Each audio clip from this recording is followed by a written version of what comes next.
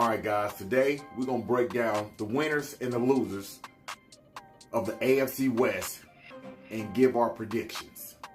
Let's get into it. All right, guys, so we're going to start with the Las Vegas Raiders, right? We got to start with Antonio Pierce, the head coach, because that's where it starts at, all right? So last year, he got them off to a pretty hot start at the end of the year. Had them boys amped up, ready to go. So hopefully they're looking to build on that momentum. But we got a problem, guys. You know, Houston, we got a problem. All right, that basically stems from this. So that when you look at the Raiders roster, is it built to compete? They got Addison from Minnesota, so they got a good back to replace Jacobs, okay? They still got Devontae Adams. They still got Jacoby Myers. You know, they got receivers. They got the tight end Mayer. So they got the pieces around, you know, to be at least somewhat competitive, right? But the downfall of the Oakland Raiders, in my opinion, is going to be no quarterback. You know what I'm saying? No quarterback. In today's NFL, you're going to need a serviceable quarterback to actually compete. Now, when you look at Aiden O'Connell and you look at Gardner Minshew, okay, because that's the next two things that we have to look at, the quarterback, right? I don't see a path forward for the Raiders to actually be a contender. As of right now, they got a 14.5% chance of making the playoffs.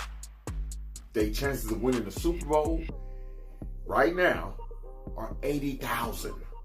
That tells you, not a good shot, right?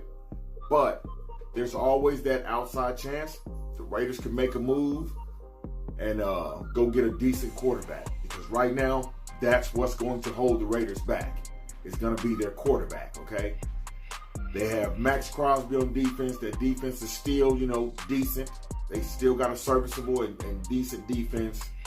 But like I said, what's going to hurt them is the offense and that quarterback.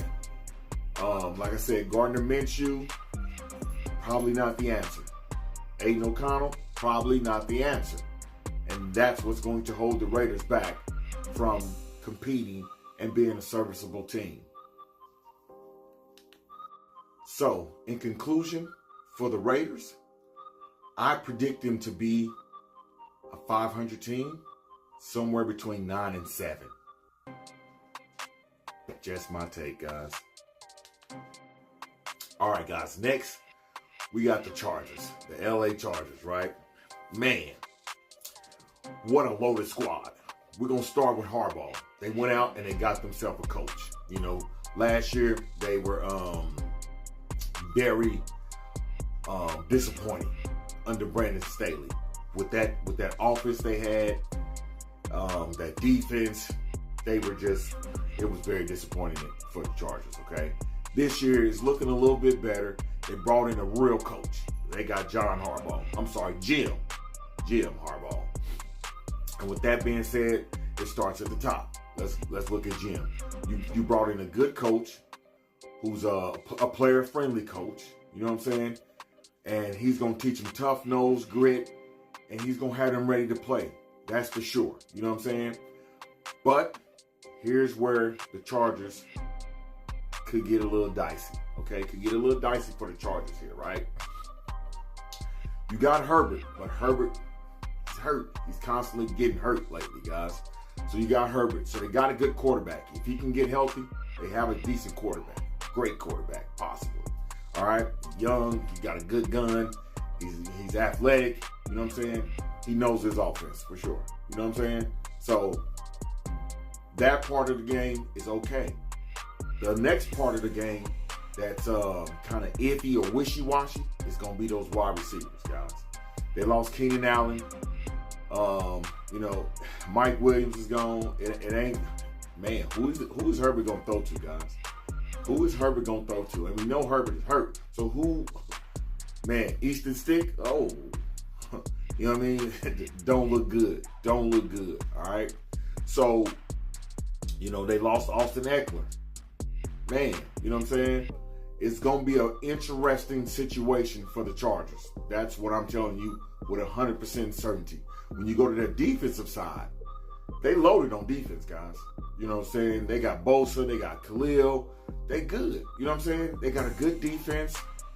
But like I said, can defense be the reason? Is that going to be able to carry them over? I'm not sure about that. I don't believe that the hardball experience in LA is going to be a good one his first year. Okay.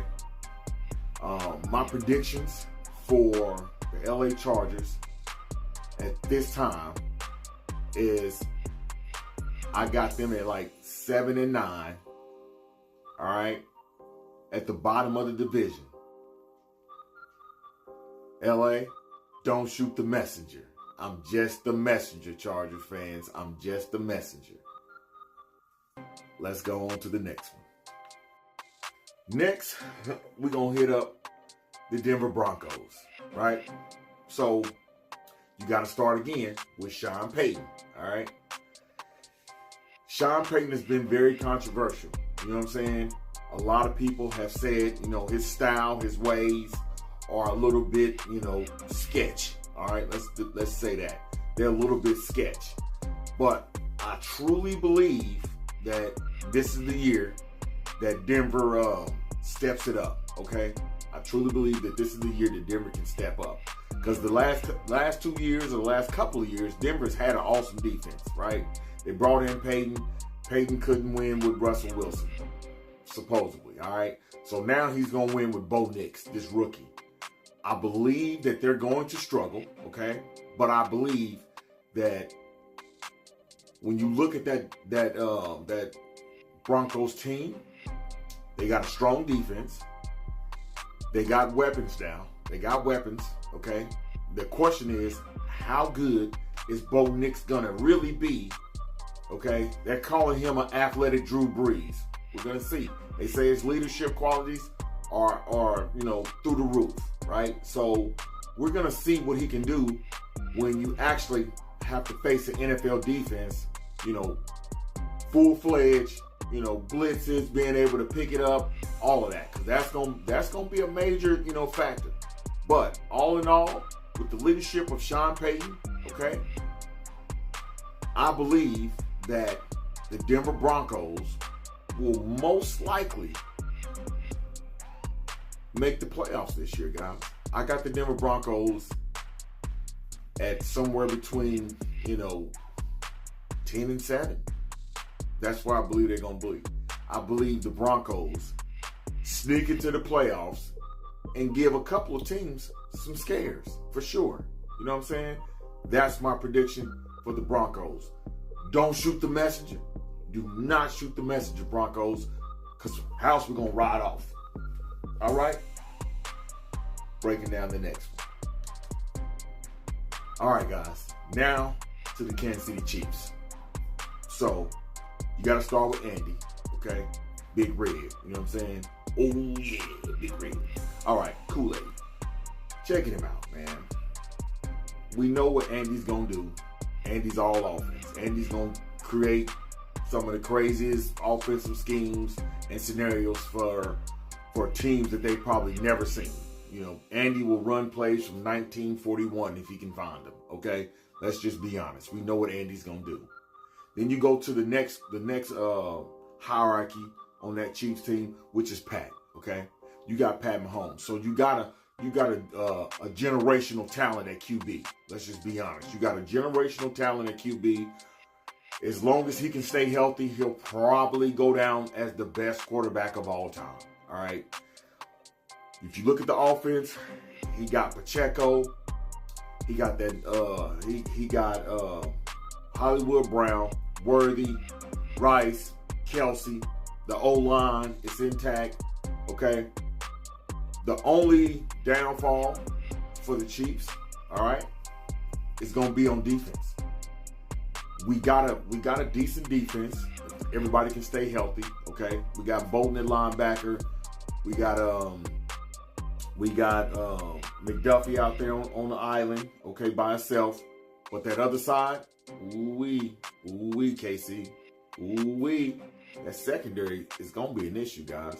That secondary is going to be an issue, all right? But the one thing about that secondary in Spags is that Spags will generate pressure with exotic blitzes. He's going to come from everywhere to get you. So hopefully he can get home, because if we can't get home, I believe, you know what I'm saying, that secondary will get exposed. That's all I'm saying. It can get exposed. But the one thing about Spags and Andy Reid is, even with our deficits or deficiencies, let me say, they always find a way to win, even if it's a shootout or if it's a defensive stall. Okay, they have found ways to win.